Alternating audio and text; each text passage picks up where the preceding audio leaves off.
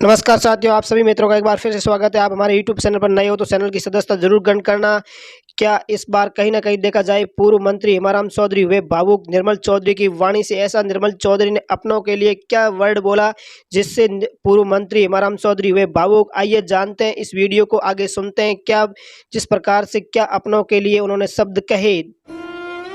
बड़ा भावुक सा वीडियो था जिसके अंदर कुछ विशेष लोग उल्टा सीधा लिख रहे थे।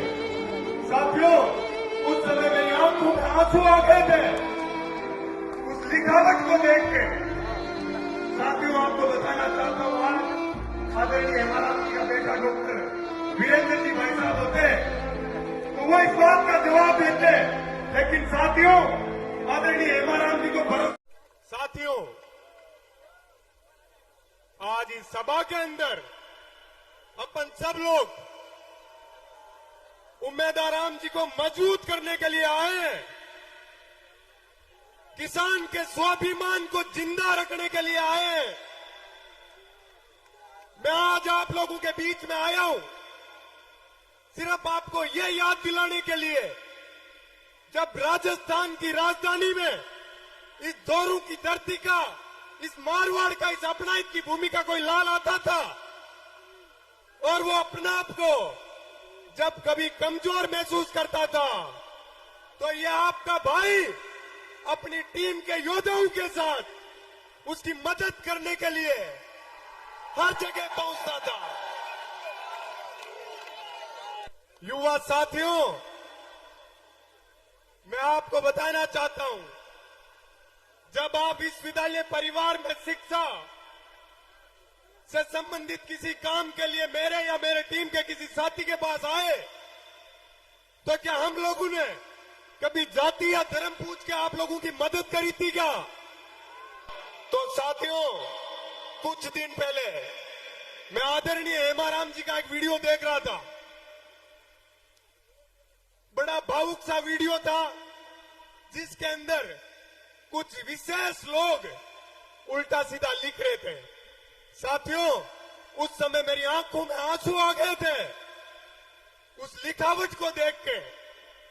साथियों, आपको बताना चाहता हूं, आज आदरणीय हेमाराम जी का बेटा डॉक्टर वीरेंद्र जी भाई साहब होते तो वो इस बात का जवाब देते, लेकिन साथियों आदरणीय हेमाराम जी को भरोसा दिलाना है कि हम सब वीरेंद्र हैं।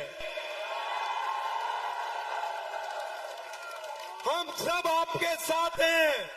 आपको कभी भी आपके परिवार को, आपकी बेटी को हम भाई और बेटे की कमी महसूस नहीं होने देंगे।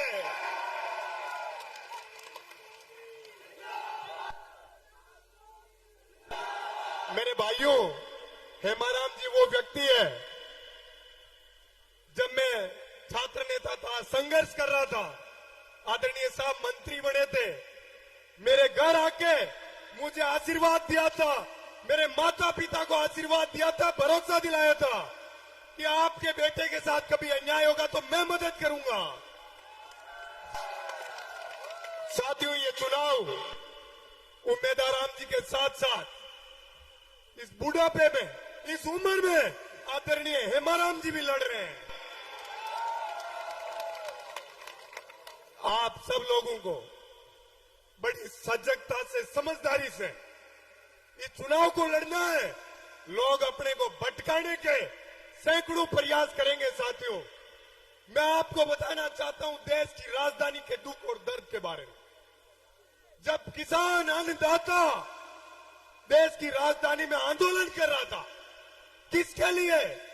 किसान की मजबूती के लिए, मजबूर की मजबूती के लिए, उस 36 कौम के युवा साथी के भविष्य के लिए।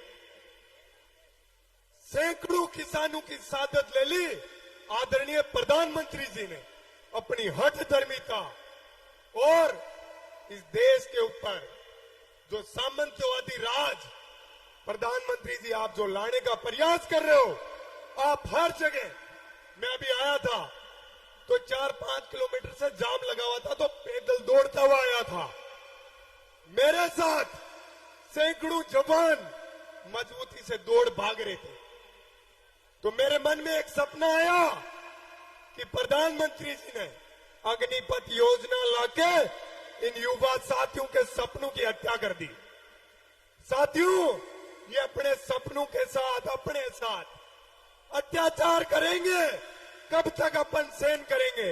आप लोगों को जागना पड़ेगा, मजबूती से, समझदारी से लड़ना पड़ेगा। साथियों, आपको पता है कुछ दिन पहले उमेदाराम जी, हेमाराम जी, इन सब के सामने, हरीश जी के सामने काले झंडे लहरा रहे थे।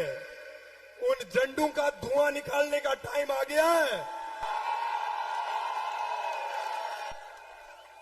साथियों, उन झंडों का धुआं नजर आना चाहिए। वोटों की ऐसी आग लगानी है, वोटों की ताकत से ऐसी आग लगानी है कि इनकी पीढ़ियां याद रखें कि जब जब आप किसान कौम के लाडले बेटे और बेटियों के साथ अन्याय करोगे, हम लड़ेंगे मजबूती से, हम भिड़ेंगे मजबूती से और इस अन्याय को हारना पड़ेगा। आदरणीय उमेदाराम जी अपने निजी खर्च से पिछले कई सालों से शिक्षा के संसाधनों को मजबूत करने के लिए काम कर रहे हैं। साथियों, जब ये व्यक्ति देश की सबसे बड़ी संसद के अंदर जाके बैठेगा तो ये बाड़मेर, जैसलमेर के उन युवा साथियों की